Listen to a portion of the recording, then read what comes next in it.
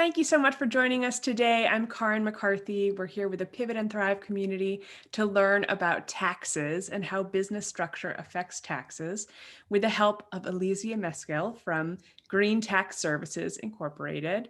We're so excited. I've never said I'm so excited to talk about taxes, but I really am. And I hope that you are too. And I think we're going to learn a lot today, and she has some great resources to share with us.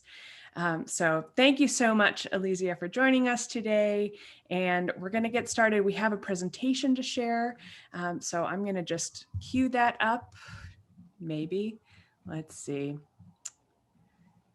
I don't know, share screen. If I can tell you a secret, it's that doing live technology really freaks me out. So I'm in the perfect business for myself, for challenging myself and growing my skills. So here we are, just a moment. All right. Elizia. Okay. Hello, everyone. I'm Elizia Meskill from Green Tax Services. Can everybody hear me okay? Yeah? Yes. Okay.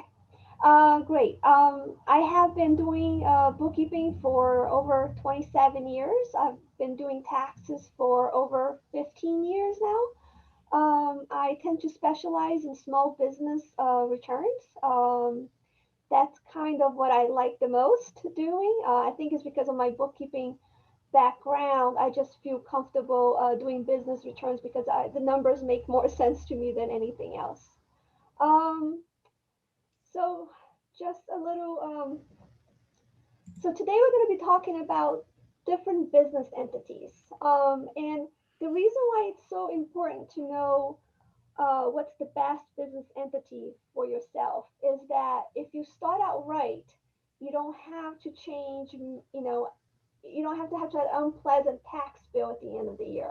I find it that the number one reason so many people owe money to the IRS is because of the self-employed individuals. They just don't understand what those self-employment taxes going to look like.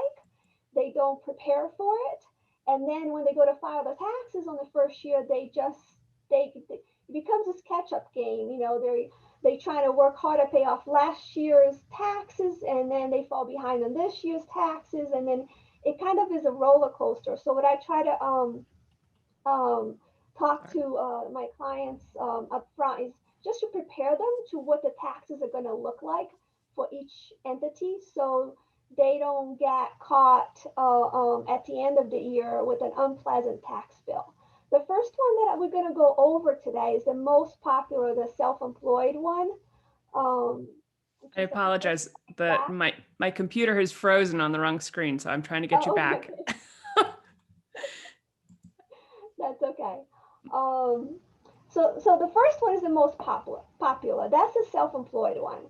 For the self-employed individual, yeah, you don't need to do anything. Anybody can open a business from their home, or open,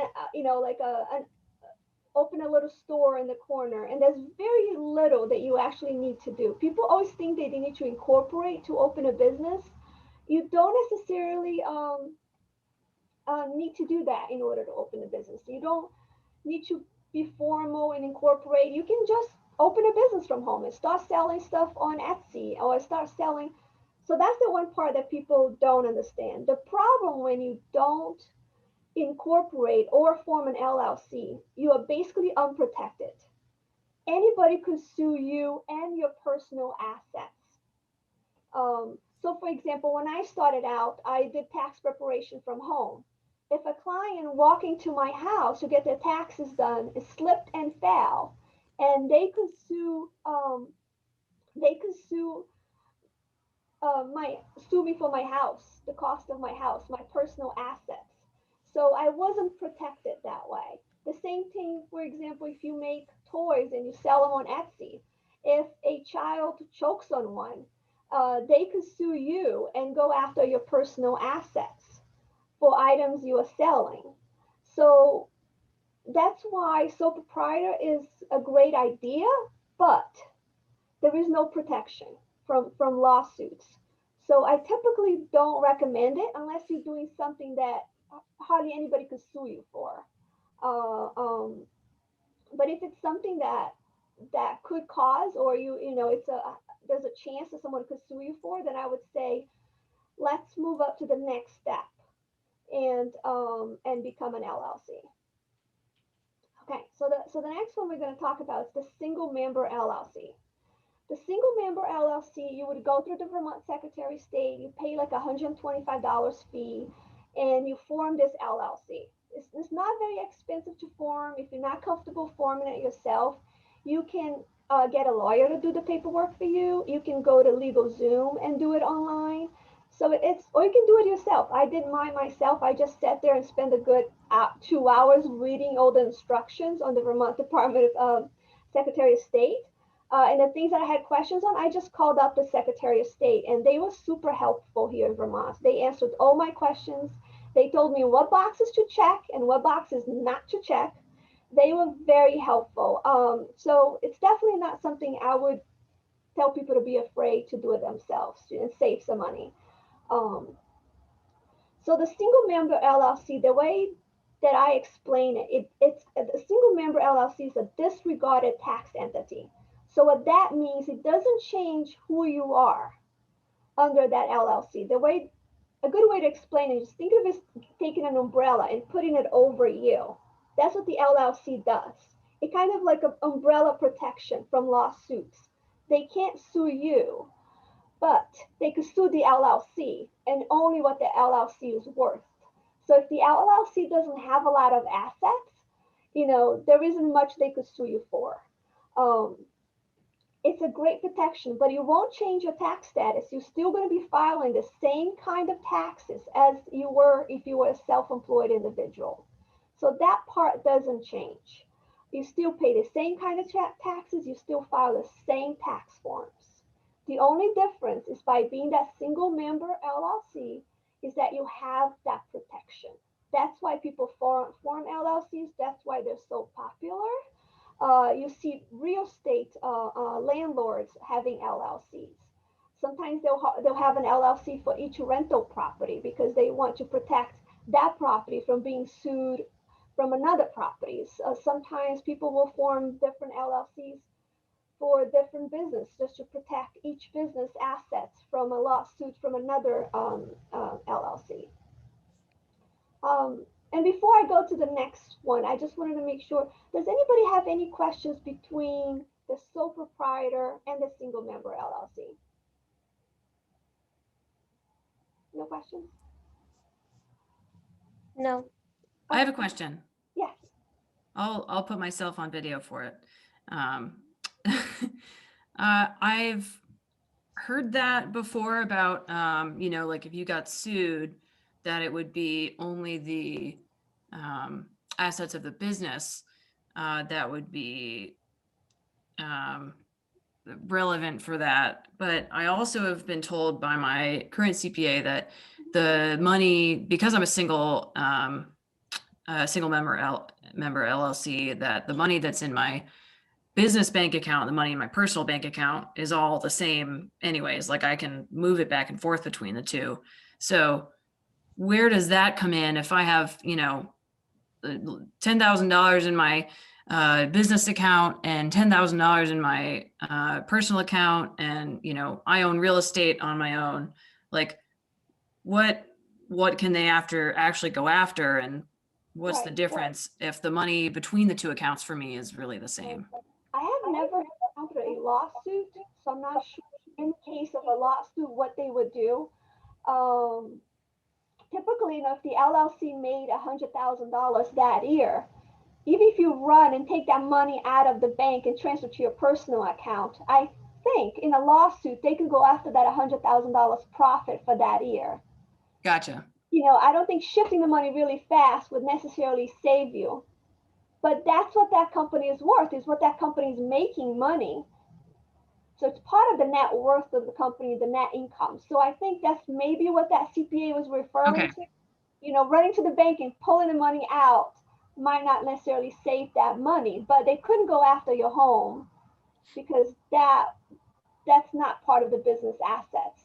Right. So the business assets aren't necessarily exactly what you have in your business account at that time. Your business assets are going to be more based on how much money you made the last year or something Right. like that. Gotcha. Okay. And obviously if you have, actual items, Right. if you, yeah. And the other thing I wanted to mention is if you do form that LLC, you have to, like you have to quack like a duck, you have to look like a duck, you have to look like a corporation, which means you have to have that separate business account. You got to keep your books clean. You can't be paying your personal auto insurance on your personal mortgage out of the business account. Don't do that. That's like piercing the corporate veil right there. Any lawyer could go right through that veil and you form the LLC for nothing. So that's why I tell people, it's more than just setting up the LLC and calling yourself incorporated. You have to act like a corporation. So you have to keep your books clean. It's okay to transfer money to your personal account. I do that all the time. Whenever I have to pay personal bills, I transfer money out of my business account to my personal account and I pay my personal bills. But I don't pay my personal bills out of my business account. So that's something important. And good question. Does anybody else have another one? No? Okay, we can go to the next slide. Okay, so the next one, it's basically a single member LLC plus one more. The minute you add another member to your LLC, you are no longer a Schedule C filer. You are a partnership. Vermont is very strict about that. In the old days, you could file two Schedule Cs. And now the Vermont is saying no. Here in the state, if you have a two-member LLC, you have to file as a partnership. Um, a partnership is a much more complex tax return.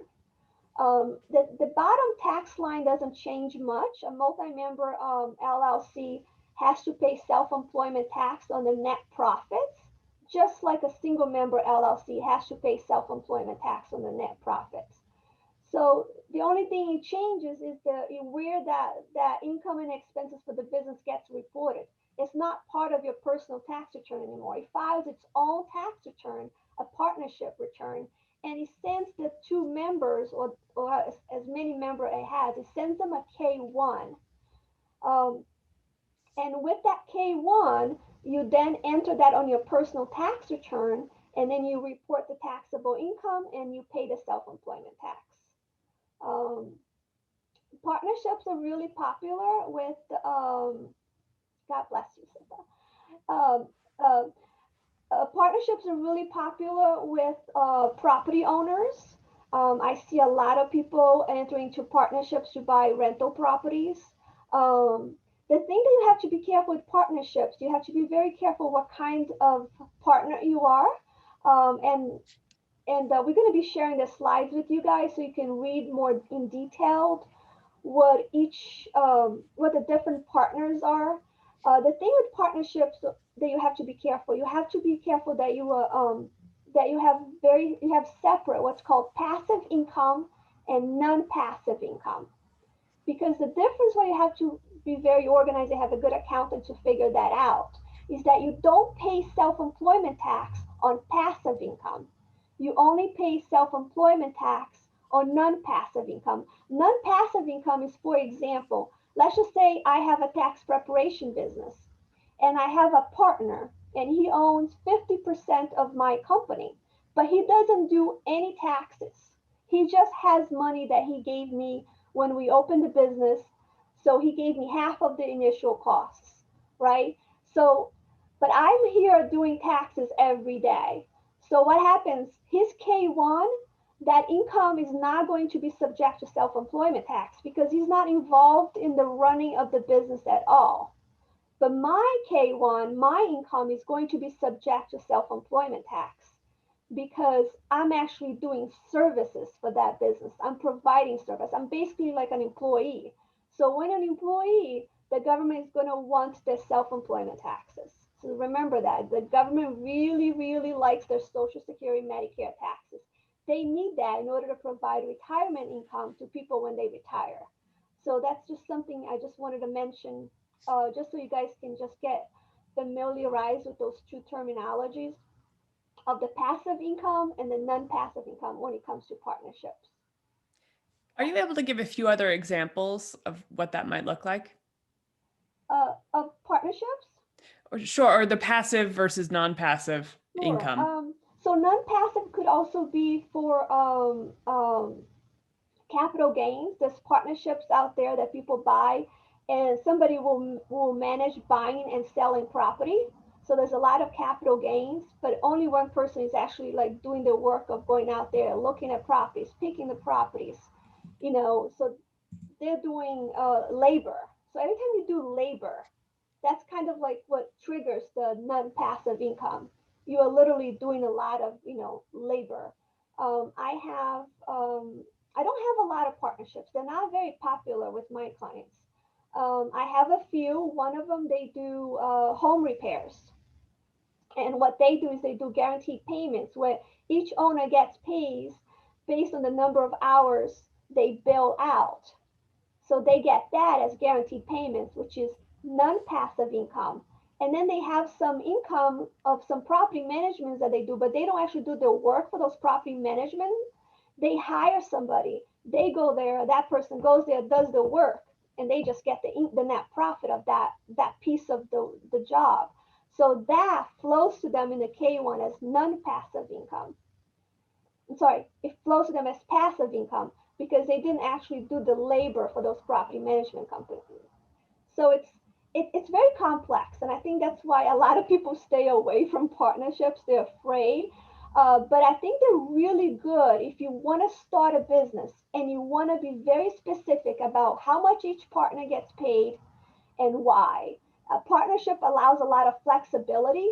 It allows a lot of agreements to be really detailed and handwritten, and like they can really nitpick on like how much each partner gets paid and how. And I think that's what makes partnerships attractive because the other business don't have that flexibility as much as partnerships do. So I think that's where we tend to see, more and more partnerships when people really want to like be nitpick with their partner, say I get reimbursed this much mileage, or I get I get this percentage from this kind of billing. Right? They can really like be specific where other types of entities don't allow them that flexibility. That's helpful. Thank you. Mm-hmm. We can go to the next one. Okay, so I'm not going to talk too much about C corporations, but I do want to mention it to you guys. I have very few C corps. C corporations are probably the least popular with small businesses. They're very popular with big businesses, as we all are very aware of the terminology. We hear of big corporate, big corporate, big corporate. Yes, most corporations are huge. The reason why corporations are not popular is because they have what's called a double taxation. The corporation itself has to pay taxes to the government. And if the owner takes money out of that corporation in form of dividends, the owner has to pay tax on those dividends again. So it kind of gets double taxed. So it's not popular. But I'll tell you about the C corporations that I do have and why they are C corps. C corps sometimes will offer credits that are not available to the other business entities. That might be, you guys all heard of, those corporations get all these credits that are not, there's kind of like a bad rap right now corporations get because there are certain credits that are only available to them and not available to the other entities. So there's also some employee fringe benefits that's only available to employees of C Corps and not available to employees of other types of business entities. So all of the C Corps that I have, they're small businesses. What they do every year is they max out their expenses. So for example, so they don't want to pay double taxation. So what they do is they give the owner a bonus every year in December for whatever net profit they have left in the books. So that becomes an expense to the corporation. It becomes wage income to the owner. but at least they're not being double taxed on that. Does that make sense? Yes, thank you. Mhm. That's helpful. All right, let's go to the next one. Okay, so S corporations. A lot of people have heard of this one, but don't quite understand it. It's by far my favorite. That's like my baby right there. That's my favorite child. I just love S corporations. To me, they're simple. They are a great tax strategy to save on those darn self-employment taxes. And but there are a few cons with that, with S corporations. They can't be owned by another LLC. They can't be owned by foreigners. So a lot of my Canadian business owners have C corps. They would love to have an S corp, but they can't. They're not allowed. You have to be a U.S. resident to be a member, an owner of an S corporation. Um, um, the beauty of the S corporation, and I'm gonna show you guys a real example at the end, a spreadsheet that I did today. But the beauty of the S corporation is that there is no double taxation, and you can split the income into two different types. You have to give the owner wages, so the owner has to be on payroll.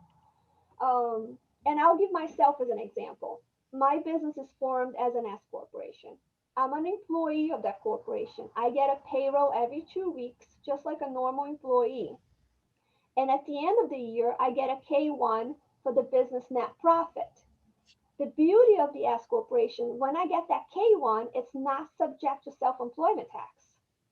So I don't have to pay Social Security and Medicare on that net income that's reported on the K1 from the S corporation. That's why people become S corporations. They become S corporations, I'll tell you, 99.99% of the time because they want to save on self-employment tax. They don't want to be Schedule Cs because they know the whole net profit of that Schedule C or the whole net profit of that partnership, because they work for it, is going to be subject to self-employment tax. So instead, they form this corporation, the S corporation, to avoid the self-employment tax.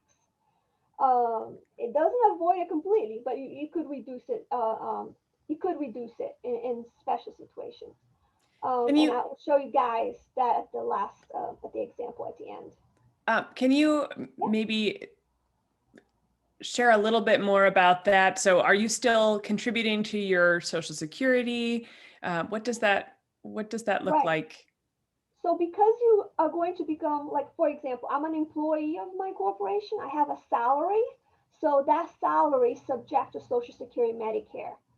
So the amount that I choose to be my salary, that's the amount that goes to the Social Security Department every year, that counts as my tax, as my Social Security wages. They'll count towards my retirement income when I retire.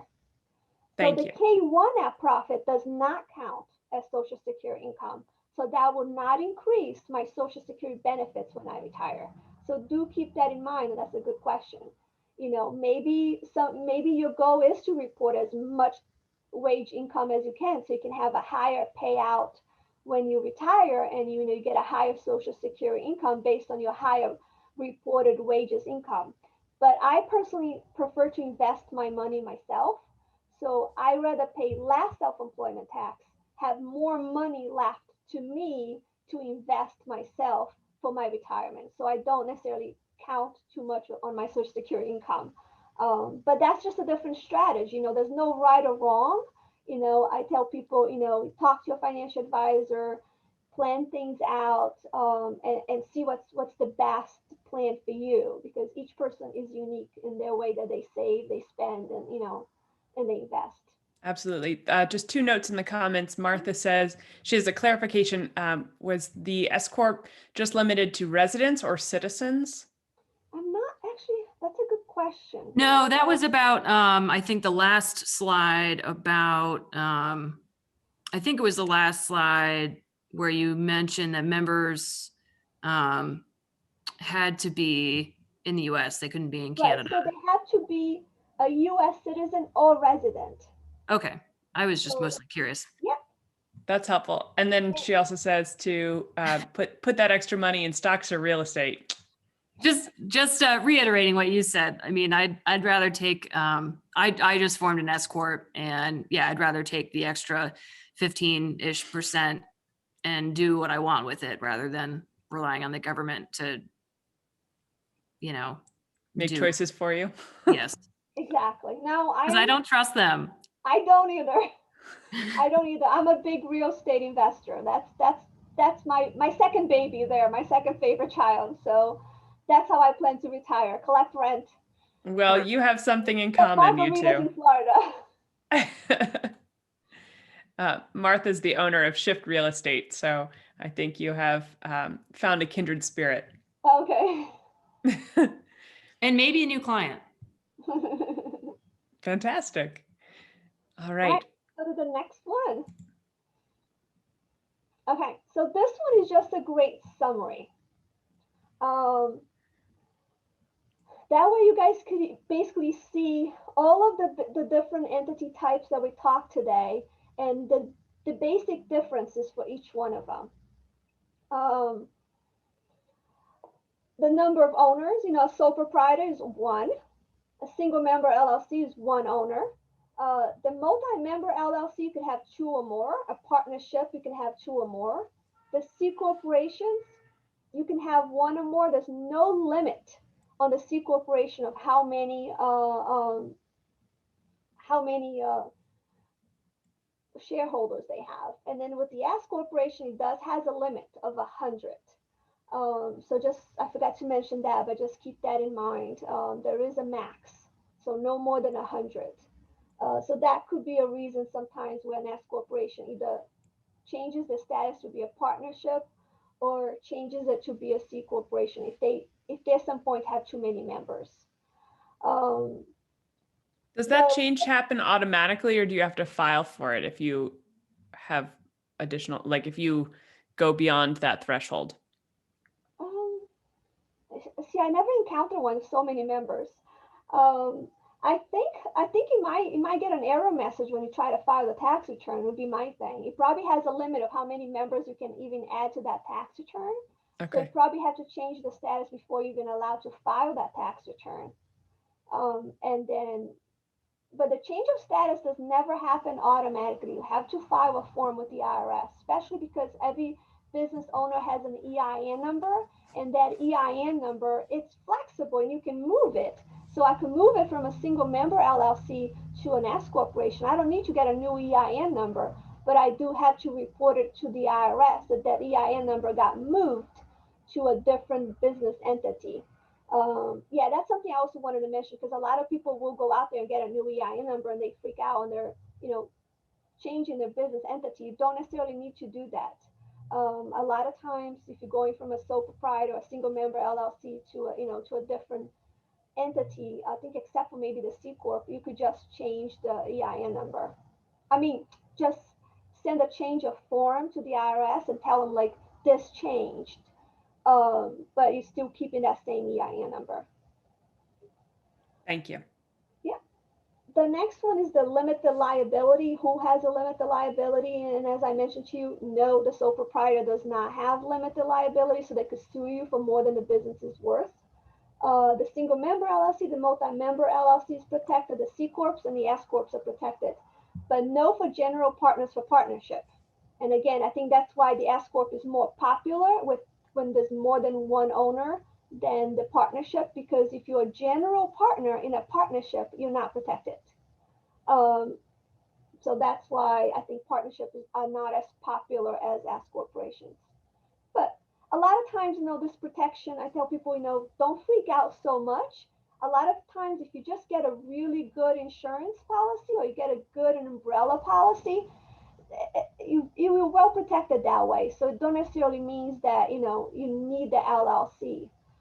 When I started my business, I was looking into a liability insurance, and I started out really small, working from my home, and I went to a business coach, and he actually told me, he's like, form the LLC. It's going to cost you $125 to form and $35 a year to the state of Vermont. And he says, drop your liability insurance. And I'm like, what? because they can't sue you for more than what the business is worth. What are you starting to make? A couple $1,000s in your first year.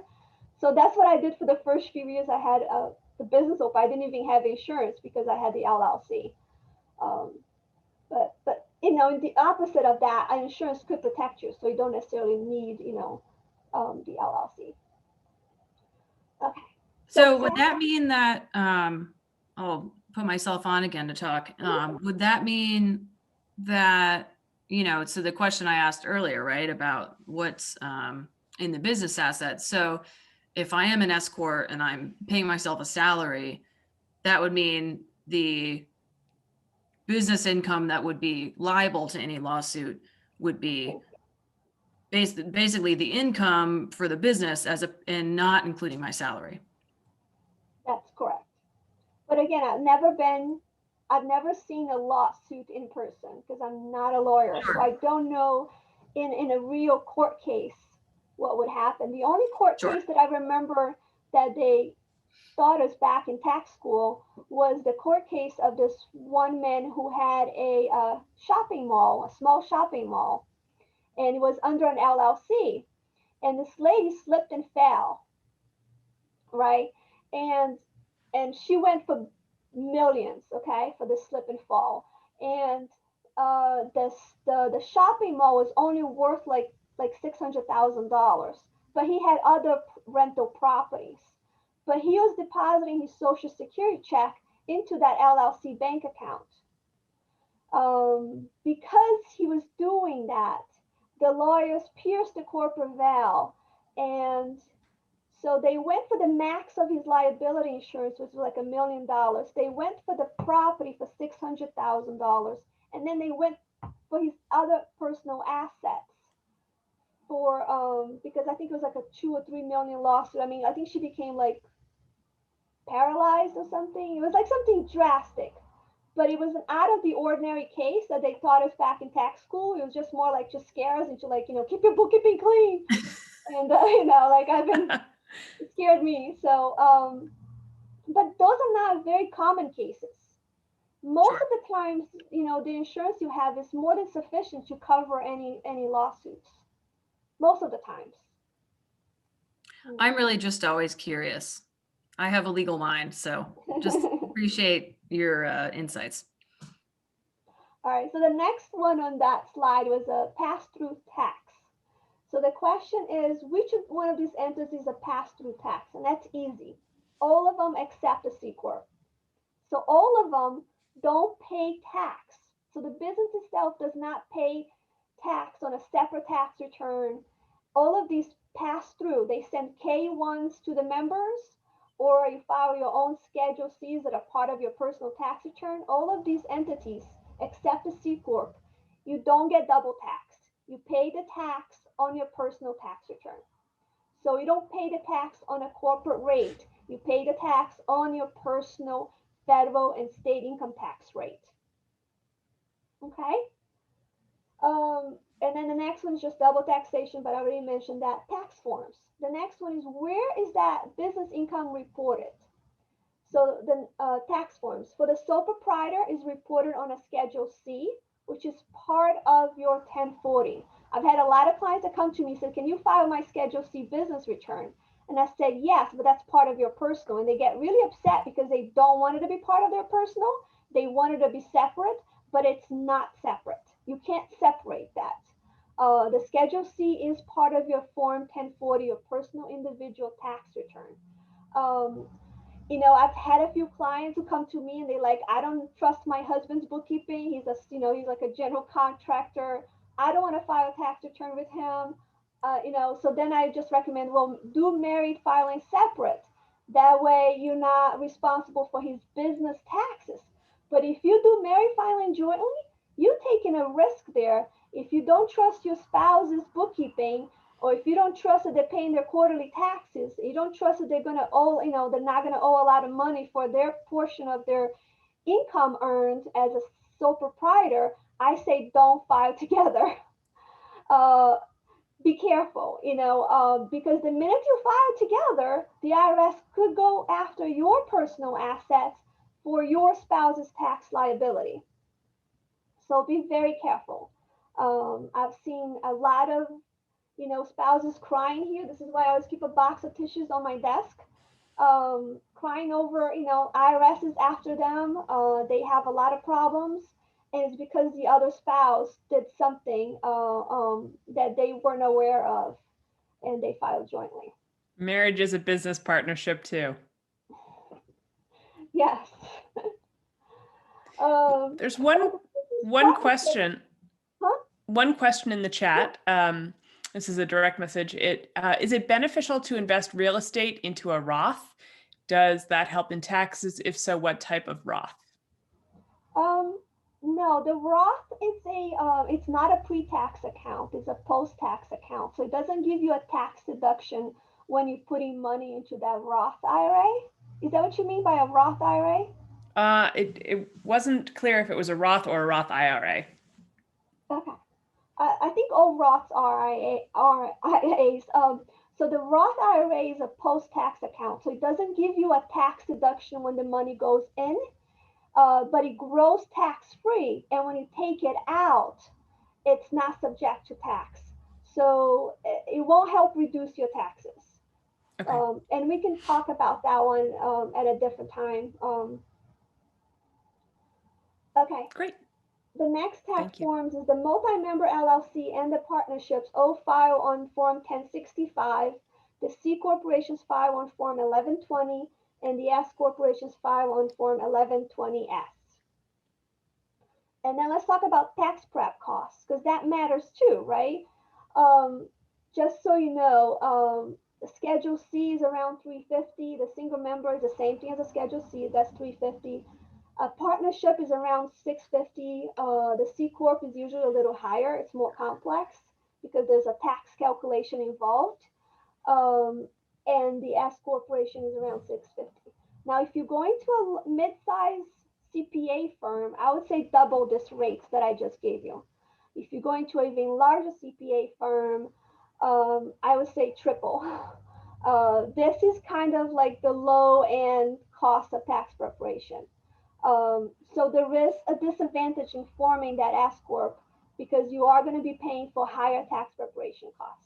So I just wanted to give you guys full disclosure on that one. That's helpful. Thank you. Yeah.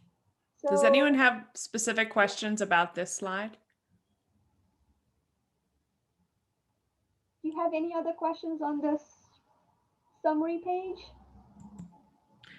No, the one thing I would just note, this is Lori Wood, that, I've had a sole proprietorship for a number of years. And one of the great pieces that I did with it was bought an umbrella coverage. It's very inexpensive coverage.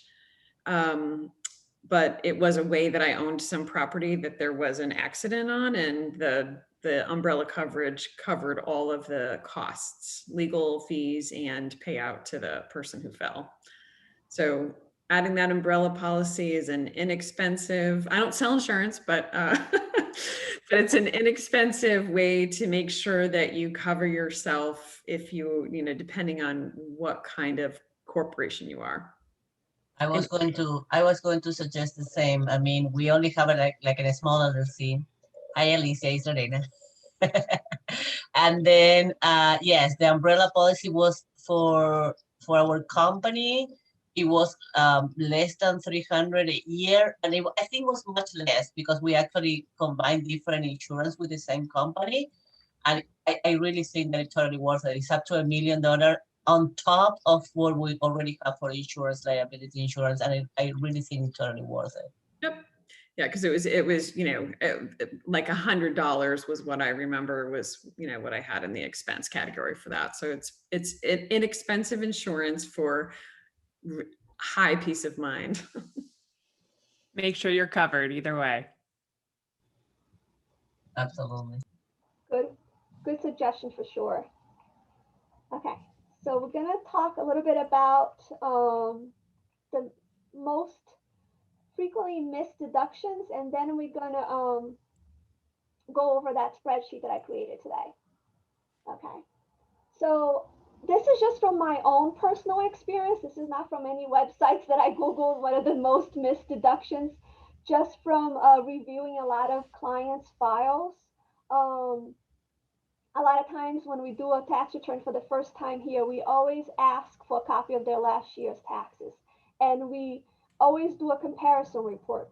That comparison report is our number one tool to see, are we missing anything this year? Was that something there last year that's not here? Or we just also, that's the way we find mistakes. Um, so the number one thing that I always recommend to every client is do a 10 minutes review. Don't just, I know everybody hates taxes and they don't even want to look at the tax return when they pick it up, but it's so worth it. You know, review names and spelling. I mean, you know, people are human entering that data, so that could be errors. So review your social security number, review your name, review your address, review the bank account that's in there for your refund. That's really important. You want to make sure your refund is going into your bank account and the right one. So on Form 8879 for the Vermont one has your bank account and routing number on it. So review that. Look at your business income and expenses. Do they make sense to you? Is there anything that you know, a lot of times when people actually review those forms, their brain triggers and they remember something and they're like, oh shoot, I forgot to give you my cell phone expenses. Oh shoot, there's no auto expenses. I know I drove my car for business. Like if you're not reviewing your tax return, you are leaving money on the table. I guarantee you, reviewing your tax return, it's going to save you money. So do that. I mean, even if you don't like it, you know, like get a chocolate bar and eat chocolate while you review it. I don't know, reward yourself, but do it. I mean, I highly recommend everybody reviews a tax return. And don't tell your tax preparer, oh, I know, I trust you. Yeah, I love to hear I trust you, but I prefer if the client tells me, I'm going to take this home and review it, and I'll let you know in a day or two if you can go ahead and e-file. We actually don't e-file in our office. We don't, unless it's April 15th and we absolutely have to. We tell every client we won't e-file until you've had at least 24 hours to review your return. And they'll tell me, I don't know, you know. I'm like, no, this is our policy. Please review your return. So that's my number one recommendation. The second one is the home office. A lot of people, I think it's getting more popular nowadays, but a lot of people did not know about the home office deduction. Or didn't realize that they're self-employed and they're working from home. And a lot of it's because sometimes they'll have their home office in their bedroom, but it's a separate exclusive area that they use exclusively for business. But they think because they don't have four walls around it that they can't deduct it. And that's not true. There's nothing in the law that says you have to have four walls and a door for it to be considered a home office. All it says is that that area has to be used regularly, which means, you know, 3 to 5 days a week, and exclusively. So you can't use the area also as a gym. But if that area is for your work and you're doing work for your business in that area, you can go ahead and deduct the home office deduction.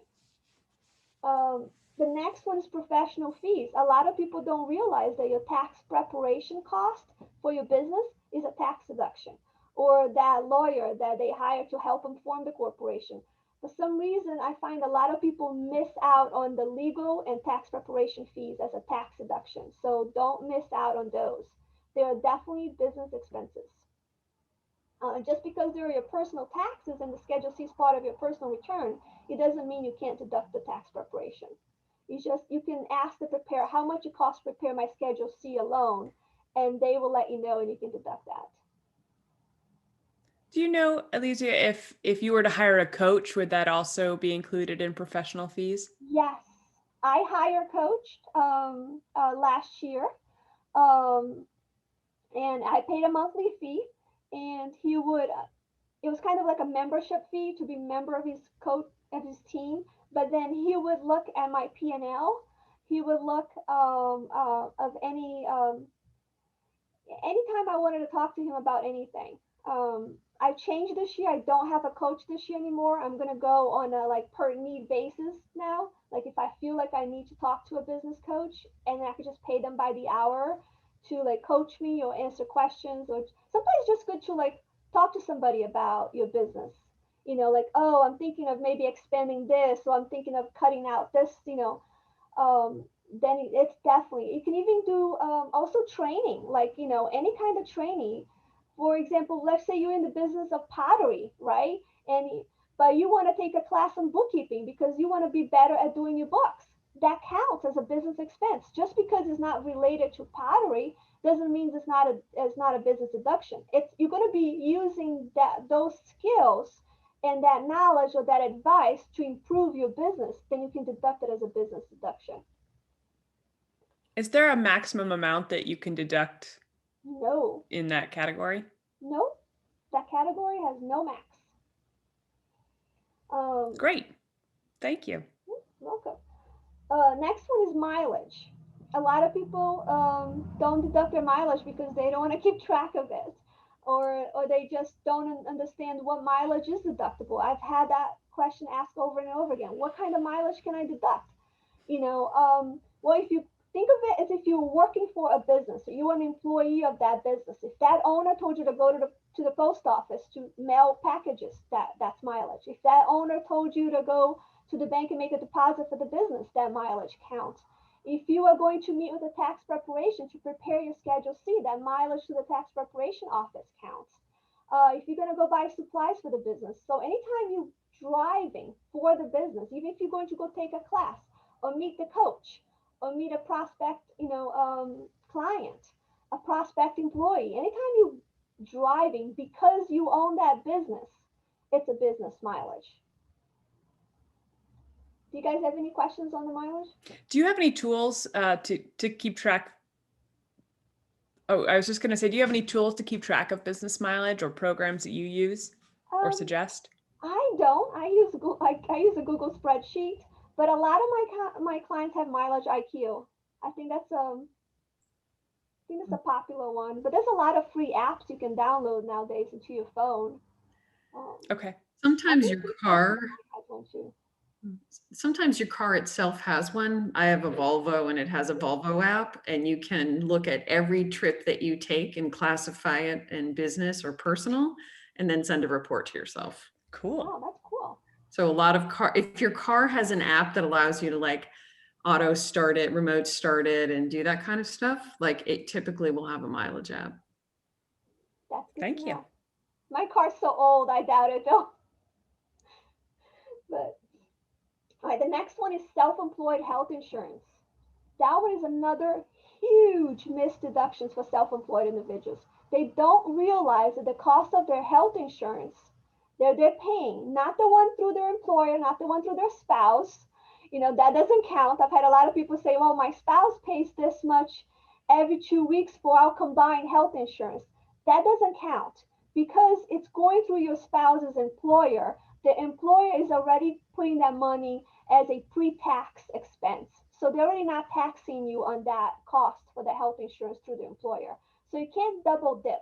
You can't get a deduction through the employer and then try to get a deduction on your 1040. So just so you know, but if you are paying out of pocket for your health insurance and you are either self-employed or you have a partnership or you have an S corporation, you can deduct the cost of your self-employed health insurance. Okay. Another thing that I feel that a lot of clients miss are bank fees. A lot of them forget to deduct the bank fees for the business account or for the rental property account. If they have an LLC for the rental properties, they just forget the bank fees are a business. You need a bank account to run a business. You need to have, so all of those are definitely deductible. And then office supplies, if you have, again, if you have rental properties or if you have a business and you got to mail your clients invoices or you got to print out invoices or statements, keep track of all of the expenses. Buy them through the business. I buy paper through my business, printers, all of that. Another thing that a lot of people lose and forget to deduct are non-cash donations. I know a lot of friends who go to Goodwill every 3 months and take a bunch of bags to Goodwill and forget to get a receipt or don't want to bother with the receipt. I don't know why would anybody leave a tax deduction on the table. I'm like tax deduction addict, but I keep all my receipts and I write off every deduction I possibly can. I think why not? It's money in your pocket better than Uncle Sam's pocket. The next one that people miss a lot, and that's individuals, not necessarily business, is the dependent care expenses. I have a lot of clients. I have a lot of female clients, and a lot of them are moms and have children. And in order for them to work, especially during the summer times, they have to put their kids in day camps so they can then go to work or get some work done around the house, for the business.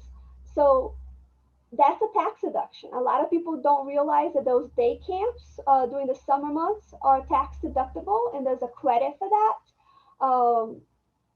But I always ask, if I have any clients that has children under the age of 13, I always ask them, did you put your child in any summer camps for you to go to work? And the majority of them have to. There's not a lot of us have relatives around anymore, or people that can come and watch your kids for you during the summer. So just wanted to mention that in case any of you that are attending are moms and have kids, and make sure to keep track of those expenses. Do you know if that includes also like the hiring of an individual for hourly Yeah. rates? Okay. And then also, does it cover dependent care for elder care? For elderly, no. So the dependent care expenses are for children only under Okay. the age of 13. Um, there might be something about disabled children. Maybe the age limit might not count. Okay. But I'll have to look into that for you, for disabled children. Sure. But I know it has an age limit, because I was really sad when my son got too old and I couldn't deduct his summer camps anymore. But I think after the age of 13, the government's attitude is like, oh, they can just watch themselves. Okay. You don't need to put them in camps anymore. And I'm like, you haven't seen my kids. But I think that's the government's take on that one. Thank you. And the last one is just something that doesn't apply anymore as much. But in the old days, when we were itemizing deductions, we can deduct the amount that we pay to state income tax. So a lot of people miss that. They would. So I just wanted to mention, if you guys are still itemizing on the Schedule A your personal expenses, you could deduct the state income tax paid. We do have a question. How much can you write off before in the business year before it signals or triggers the IRS to look into you? So there isn't like a formula, right? Have you guys ever seen a Schedule C? There's a little box on the top right that asks you for your business code, right? So it's asking you, what kind of business are you? Do you do bookkeeping? Do you do taxes? Are you a general contractor? Are you a carpenter? Are you a plumber? Are you an electrician? He asks you what code you are. Based on that code, the IRS has a program that runs behind the scenes that compares you to the rest of the country, right? So if you are an electrician, and an average electrician in this country makes 40, 50,000, I don't know, the IRS is going to compare your return. And if you are making $10,000, $15,000 net profit, they don't care about your expenses. The IRS never cares necessarily about your expenses. They only care about your net profits, right? That's what they mainly care about. They want to know what your net profit is. If your net profit is within the national average, then you're pretty safe from audit. But if your net profit's way below, and it's typically to be below maybe the first 2 years, 3 years, but if you keep filing that tax return where your net profit is below average, way below average, year after year, that might trigger a little red flag on your tax return. It doesn't necessarily mean you're going to get audit. It just means you got put online to be audited. But they only have so many staff. And so what they do is they tend to audit the people with the most red flags, not the one that has 1 or 2 red flags. It's the more red flags you have on your tax return, the higher your income, the higher your chances of being audited. Most people in the middle class have a very little chance of being audited, unless we have a lot of red flags on our returns. They rather audit the rich any day, anytime, because if they find a mistake, it's worth a lot more in tax dollars to them than if they find a mistake on us average folks. I have a neighbor up the street who's an IRS auditor, so we tend to chat in the summer while dogs play, and he only audits people who makes over $75 million a year. Okay, then. I didn't even know those people existed, but apparently they do, and some of them are in Vermont, and that's all she does. And those people, literally, she audits them every year or every other year. That's how often they get audited. Wow. Because they make so much money, they find one little mistake, it's worth $1 million, you know, $100,000 to the IRS. So I wouldn't worry too much about being audited. Just make sure you don't have those red flags. And by red flags, I mean make sure that what got reported to the IRS matches what you are reporting on your tax return. That's the biggest way to avoid. Make sure you don't file your taxes in a hurry. I have some people in a hurry to file in January, and I'm like, don't rush. Wait to make sure all those 1099s have come in and you have them all, because if you file your return and you're missing a 1099, you're going to get a red flag. So it's better to wait and be fully prepared and have all your ducks in a row, all your tax forms ready, and then file your taxes. If you have to file an extension, but make sure that you have all those tax forms. That's helpful. Is there a way to find out what that average amount is per industry or job type? That's a good question. I think it might be reported by the IRS. I know when I used to work in H&R Block when I first started, 15 years ago. I worked with them 2 tax seasons, and they would actually print this out for every client that showed their income and what the national averages were. So there must be somehow public information, and I'm sure we can figure out how to access them. I just never have tried it before. But I think my software actually has an option that I could add that report if I wanted to, that showed like the client's comparison versus national average. So I think it's definitely something easily accessible. Okay, great. Thank you. Yeah. There was one other question related to the childcare or dependent care deduction. Does that include preschool during the year if the school goes year round? I guess it would be a private preschool. Yes, it includes preschool. It just doesn't include regular school. So so when they start kindergarten, you can't deduct that. I believe. I know my daughter, I deducted all of her preschool years, and then once she started public schools, I only deducted the after school care then. I was going to say that after school you can deduct, right? Yes. Yeah. Great. Thank you.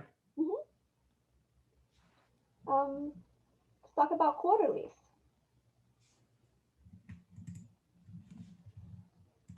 Okay.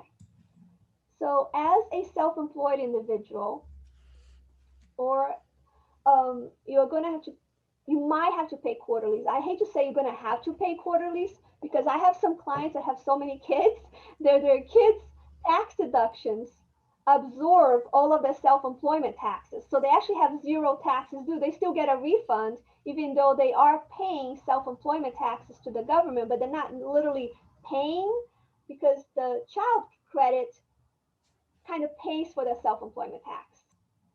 So I'm not going to say just because you're self-employed, you have to pay self-employment taxes to the government, because again, that depends on your personal situation and what other credits you have that are going to absorb your taxes balance there. Does that make sense? I know it's a little confusing. Will you say it one more time for us? Yeah, sure. So just because you're self-employed, it doesn't mean you have to make quarterly payments. A lot of people have credits, or they'll have a spouse who has so much taxes withheld from their own W-2 that covers your self-employment taxes, and you end up not owing the government when you file jointly at the end of the year. Thank you. So, but I still believe in estimated taxes, and I still believe in quarterly taxes. So I always think it's good to meet with a tax preparer and should bring them your tax return, and then bring them your business projected income for the year, and then talk it over and see whether you are going to be required to make estimated taxes or not. Don't assume you are, but always check with the professional. If you don't have a tax preparer, there are a lot of what we call tax calculators online for free. So you can use one of those tax calculators and enter all of your information, and it's going to estimate your tax due for you. That way you know, what is my projected tax due this year? If you're going to owe the federal more than $1,000, or if you're going to owe Vermont more than $500, then we recommend that you make estimated payments to avoid any penalties and interest. Okay. Thank you. The estimated payment due dates are, the first quarter is due April 15th. The second quarter is June. This is an old chart from 2019, but it's usually due around April 15th, June 15th, September 15th, and then the fourth one is due the following year, January 15th. So it's always around there. If the 15th falls on a weekend, then they move the date to that next weekday. So just keep that in mind. Um, um, right now, I'm not recommending that any of my clients mail any checks to the IRS. It's taking them an average of 3 to 4 months to cash a check right now. So what I'm telling clients who are self-employed, I'm telling them to go online and make those payments online through the irs.gov website. Ah, And use the irs.gov website. Don't use another website that might sound like the IRS, but they're not. And then they're just going to charge you a fee when there's no fee to pay your taxes through the IRS website, as long as you choose a checking account as the method and not a credit card. If you choose a credit card to pay your estimated taxes, they're going to charge you I think it's like a 3% fee for the credit card use. so if there's a 3 to 4 month delay, are you penalized for a late payment if they're not processing it, or you can just avoid it altogether by going online and aligning a bank You're not card? supposed to be penalized. The IRS said they're going to go by the date on the envelope, Okay. and that's the date they're going to enter in their system when they actually process that payment. Um, but yeah, you are at their mercy, because only they know when they receive When it would clear. Yeah. Thank you. That's really helpful. All right, so let's I think you skipped one more I summary. think so. There we go. There you go. All right. So the next one I'm going to talk about is just a general one, like how to decide what business entity to be, right? I think it's good to talk to as many people as you can. Your lawyer, especially if you are thinking of having more than one member, I would definitely talk to a lawyer if you're thinking of opening a partnership. Talk to a corporate lawyer, not like your family lawyer or your neighbor who went to law school. Talk to a lawyer who specializes in the formation of businesses and into those documents. I think we have a few really good ones in Vermont. Um, if you need a referral, let me know. But I think that's like the number one person to talk to. It's a corporate lawyer. And then talk to your tax preparer and have your tax preparer explain to you, what are the tax implications. The tax preparer is not allowed to give you legal advice. So I can't tell you what business entity to form. I can only tell you what the tax implications are for each of these entities. And then I have to let you decide. I'm not allowed as an enrolled agent to give you any legal advice because I'm not a lawyer. So it's kind of like unethical based on the IRS rules for me to give any client any legal advice. That's why I tend to stay away from business formations. I will direct them to the Vermont Secretary of State. I will refer them to a lawyer if they want to. I will even send them to a business coach, but I tend to stay away. And that's because as an enrolled agent, I have like a stricter rules I have to follow that if I don't follow, I could lose my license. So I tend to be a little more careful with, how I give advice to people. I'm not allowed to give you financial advice. I can't tell you what stocks to buy or to put your money in a Roth or traditional. I can't even tell you that. I can only tell you if you put the money in the Roth, this is a tax implications. If you put in the money in the traditional IRA, these are going to be your tax savings and these are the future tax implications. I can only talk about tax because I'm a tax preparer. So just keep that in mind.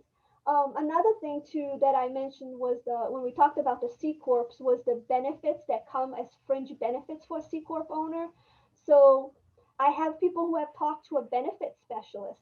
That be somebody who sets up health insurance plans and health reimbursement plans. There are benefits specialists out there in Vermont that do just that kind of consulting for businesses that are looking for that, how to get fringe benefits. So basically how to get, certain things to become tax-free income to them.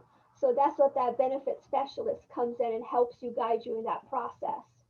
And then once you, talk to all of these people or some of these people, once you have all of that information, then you can make an educated decision what the best business entity for your business is.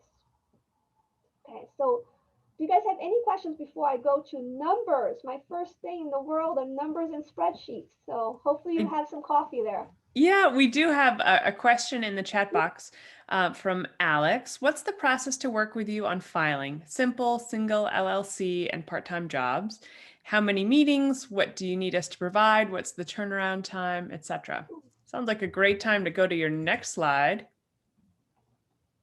right? Sure. Yeah. So we have all of our pricing is on our website. So if you go to greentaxinc.com under the pricing tab, it shows you our starting rate for Schedule C is $350, and that includes your 1040. Of course, we don't charge per form. So we don't charge based on the number of W-2s or the number of children, or if you have, your child in daycare, or like we're not like a per form tax preparation fee. We have flat rates. That way people are know exactly what their tax return is going to cost, and there's no unpleasant surprises. Um, um, I have a question regarding that, Elizia. huh? I have a question regarding the fee. Yeah. And I know my fee, I don't need to know that, but you know how I love working with you guys. So I've been referring to some of my friends, like people that just have a W-2, not investment, they don't know, like a regular, usually the people that either do HRR block or they go to TurboTax. How much is for, like a single person with a W-2, no investment, no out of the ordinary return? How much is the Right. how much So you guys? our starting rate for simple return is $200. 200. Okay. We are still about cheap. We are still cheaper than H&R Block, but we definitely more expensive than TurboTax. I've had clients come in which I was like, you have one W-2, you don't rent, you don't own a property, just use TurboTax and save some money. So we're not after those clients necessarily. I've also referred some elderly clients that came to me again with one social security statement. And one 1099-R for distribution. And I've referred them to free tax services local here that help the retired. So we actually have a list of free tax preparation services right at the front desk. So if someone comes in and we see that's a really simple return, I'm not here to become a millionaire. I probably never will because I'm too nice. But we don't have a problem referring those clients to a free local services. Because we're here to help people for sure. But we also realize that, and we've learned this through, and I'm sure a lot of self-employed people learn that whether that client is simple or not, or they think they're simple, they still take up the same amount of time to print, scan that return, to answer questions, so we tend to prefer a little bit more complex clients, because then we feel like, we are justified in what we're charging because we are using more of our expertise and experience to service that client. I think people is getting a little worried about, especially the people that receive like a unemployment this year, so they don't know. I think the people that are going to go forward to the tax preparer this year because it's going to be, as they see it, a little more complicated than what they probably did years back. Yeah, it's going to be an interesting year. We're wondering what's going to be like once tax season starts. Because we actually have a less staff this year than we had before. We had a lot of older tax preparers there, and they're gone. They're not working anymore. That is one problem that we have in the tax preparation business. Is a lot of the tax preparers are elderly or getting close to retirement age. And with so many changes this year, a lot of them just literally picked up and closed their business and said, I don't want to deal with all these changes. I don't want to learn them. I'm going to Florida. And, yeah, and I've had a lot of phone calls from people say, my tax preparer just picked up and left. So it's going to be an interesting year. I guess I just plan not to see my kids for 2.5 months, and I don't know. But So yeah, it's going to be if an interesting are year. you taking on new clients, and what's the best timing to reach out to you if folks Yeah, are we are interested? taking on new clients because, tax business is a very fluid business. As every year there's a lot of clients who retire or move out of state because we have we have an older clientele base over here. So we know that that's going to happen every year. People are going to move down south and then they don't need a tax preparer anymore. So we always taking on new clients to fill those spots. Okay, so people should reach out to you in the next 2 weeks before you get really busy. Absolutely, that'd be the perfect time. Okay, great. Yeah. Alex, So does that answer it for you? If you have any other questions, feel free to enter them in the chat. I'm going to pull up the next slide that we have to share. Just a moment as we load it.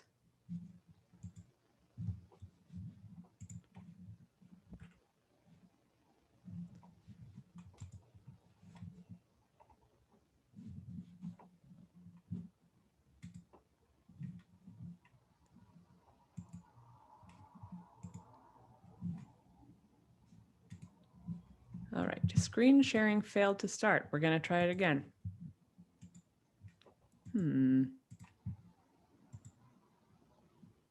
thank you, Karen, for putting all these together. Of course, I thank you, Elizia. I know that she's always willing to help small businesses. I'm not only known her personally, but professional as well. So she's great. And thank you, Karen, for putting these for other people out there. Absolutely.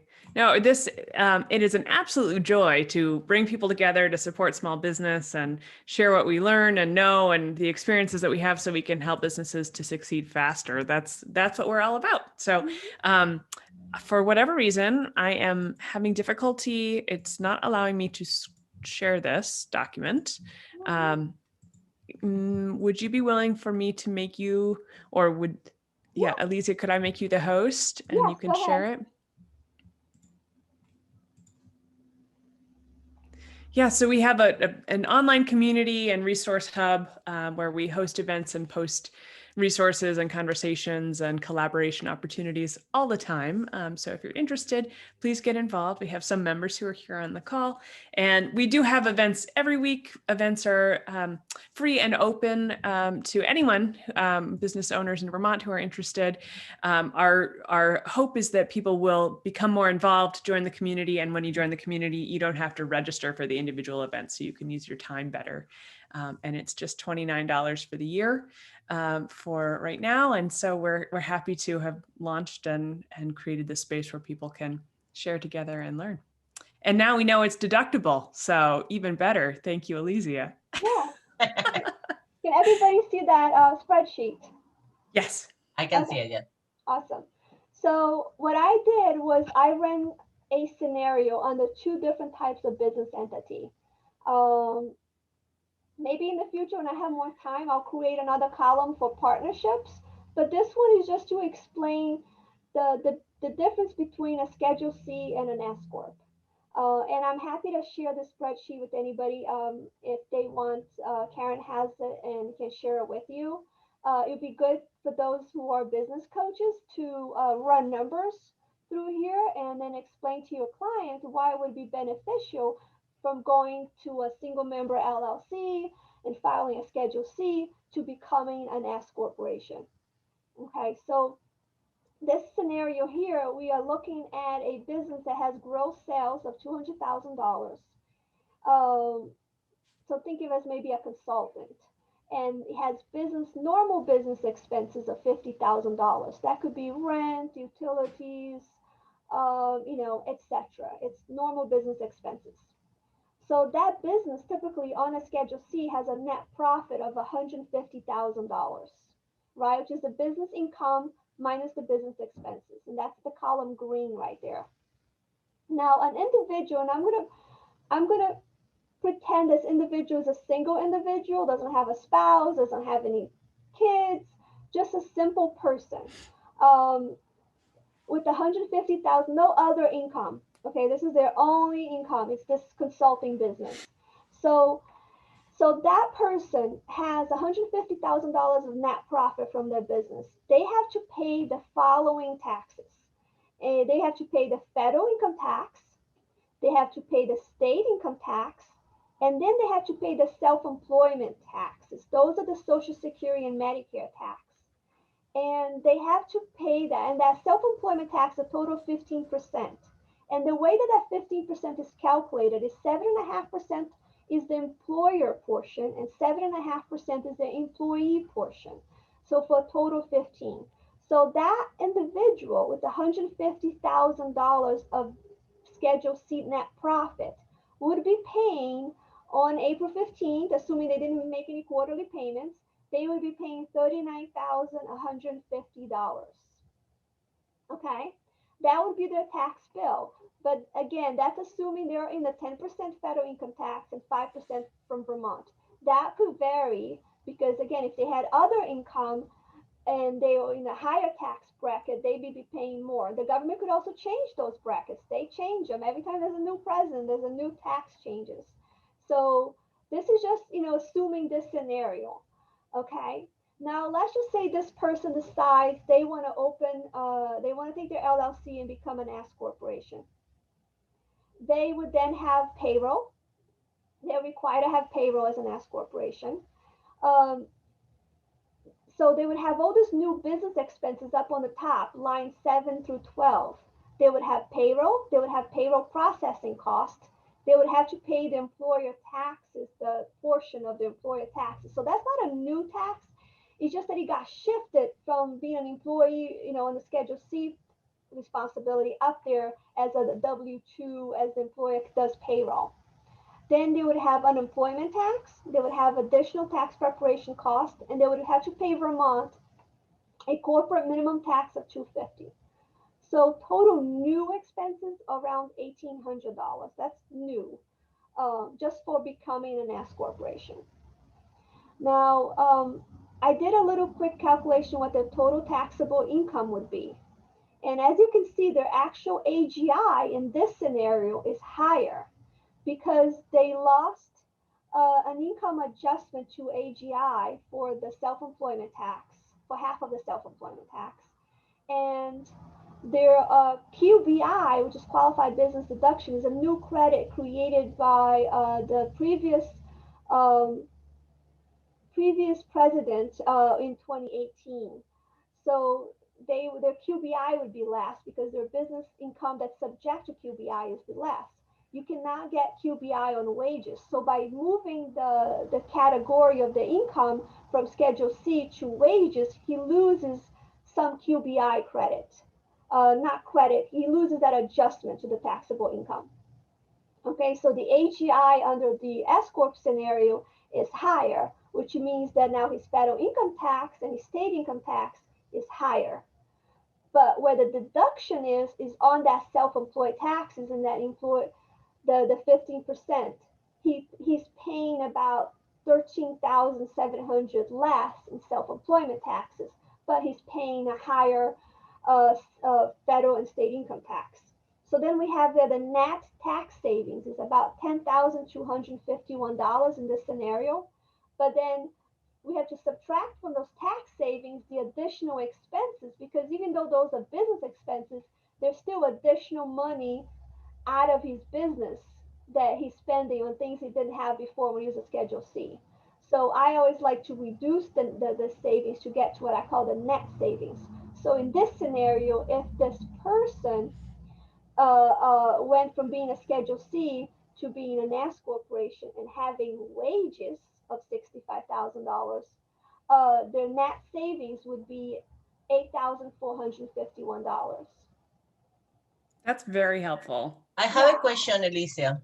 Huh? Before I have a question, before you say that you definitely recommend, having an S corp, if I don't remember exactly the term, but you say that if it's like a clean company or like an organized company, or you know what I mean. So Right. what that's supposed to mean? Right. So with any incorporation, it's not necessarily the S corporation. With any LLC, you are you are supposed to be acting like a corporation. So if you want that LLC protection, or if you want that S corp protection, you have to have clean books, which means you have to have a separate business account for your business, and you have to keep the business expenses out of your personal account, and you basically want to run all of your business income and expenses through that business bank account and not mingle them. So in case of a lawsuit, you can't have that corporate veil pierced, and you are protected in case of a lawsuit. So this would be moving to an S corp would be a wise business decision if you are a healthy business and you have anticipated income that you can plan for the salary and kind of do some longer plan. Exactly. Okay, that's So helpful. that's why I typically tell my clients, until you get into that 6 figures net profit, there isn't much benefit in being the S corp. But let me just show you something. Here's what I find people do a lot. That form S corps. They'll come in here on payroll for owner, and they'll put in here 20,000. Put 20 zero. Yeah. Okay. But then look at your tax savings now, 16,000. But the problem is 20,000 is not what we call reasonable wages, right? Somebody running this business would not take a $10 an hour job. So, and the federal government has not been good at auditing people. So a lot of people are getting away with this. A lot of people in this country have $10,000, $15,000 as wages. But Vermont, but let me ask you this: what if you only work like a part-time for example, in my case, I just give you a scenario. I have a cleaning company. I'm not always working. I'm only like supervising my kids. So I'm only, even if I make like $10 an hour or 15 or 20, I'm only working like 5 hours a week, for example. Wouldn't that be the case, or it doesn't matter? They just go by amount. Reasonable wages for those number of hours. So if you work 5 hours a week, multiply that times a normal person. If you couldn't do the job, if you hire someone else to do those 5 hours, what would you pay them? So you want to make sure that it doesn't necessarily have to be based on the salary. It has to be based on the number of hours put in times a reasonable rate. So that's correct. But a lot of the clients I have, this is all they do. This is like full time out. This is their baby. That's what they do full time, is, grow that business. But what we found is Vermont Department of Labor has audited quite a few clients in the past few years. And what I found is, as long as that payroll for owner is 47,000, they tend not to make a big deal about it, because that's the max they can collect unemployment for. So as long as you're maximizing Vermont unemployment, they tend to be happy. I had one client who was paying himself. I didn't do his corporate taxes, but he was paying himself very little, and his higher paid employee was getting paid twice as much as he was. And that's another big red flag. When you're not the highest paid employee of your company, and you have someone doing a lesser job but getting paid more than you are. So Vermont Department of Labor gave him a little good talking to, but because he had listened to me the prior and raised his wages to 47,000, they didn't fine him at all. They just said, well, at least you maxed out your unemployment, so we're not gonna say anything to the federal. But so he passed it, no problem. But that's the thing, you have to be careful here in Vermont. It's like your likelihood of being audited for the federal is very, very, very, very small, but your likelihood of being audited by your state is a much higher percentage, because they have less people to audit, especially in Vermont. So, the more employees they have per people in a state, the more likely you are of getting audited. That's interesting. I have another sort of spin on that question. Many people who are small business owners have a few businesses, and kind of they are maybe separate entities, but together support someone's livable wage. So how would you suggest accounting for that? Would you suggest that people continue with the LLC unless one earns enough steady income or anticipated income to make it an S Corp? What would you suggest? Right, I would just keep them separate LLCs if they're doing separate work. But if there's a way they can combine LLCs or combine work, sometimes that's extra tax savings too. Okay. Because then you only having to file one Schedule C. You don't have as many tax preparation fees. You know, it's all how you word the business and how you change the entity and what the entity is going to be doing through the Vermont Secretary of State. Like when I formed my tax business, I also put down on my incorporation papers that I was also planning to hold real estate under that LLC. So yeah, I'm a tax preparation, but I wanted the ability to also, if I decided to buy a property to own, to locate my rent, my tax business, I wanted to also be able to hold real estate. So it's a lot of it's in that business formation, how you write those corporate paperwork, papers, and what you say the business is going to do. And you could edit them, and that's where like a good lawyer will help you, get it done right. Okay. Thank you. That's very helpful. Let's see, in the chat. Oh, we have folks who just wanted to say thank you. They had to run, but we're so grateful and appreciative for your time and sharing your talents with us today. We do have some exciting events coming up, including a follow-up workshop with Elizia focused on the impacts of COVID funding on taxes. And so I know that came up in our conversation, and there are many people who have questions related to unemployment insurance, PPP, any sort of grants or loans that you might have received. Please join us again next week, same time next week. And we would love to continue the conversation and help you develop some skills and confidence that you're moving forward in the best direction with your business goals. Coming up this week on Thursday, we have a mindfulness workshop with Laura Neal of Malas and Mandalas at noon on Thursday. And then every Friday we have a meetup for members to connect together, share ideas, questions, inspirations, or just network. So that's Fridays at noon, and it's free and open to anyone. This community is open to folks of all businesses, all identities. We want it to be a space where people are able to come together and share and learn so that we can support small business success. So I hope if you're interested, you'll check it out and consider joining our Pivot and Thrive community. And I'm just so grateful, Elizia, for you sharing your time and talents with us today. Thank you so much. And thank you everyone for joining us for this session. I'm really looking forward to connecting with you more, and I certainly learned a lot today. So thank you. Thank you for leading us. Thank you, Barb. All right. Take care, everyone. Right. Thank you. Thank you.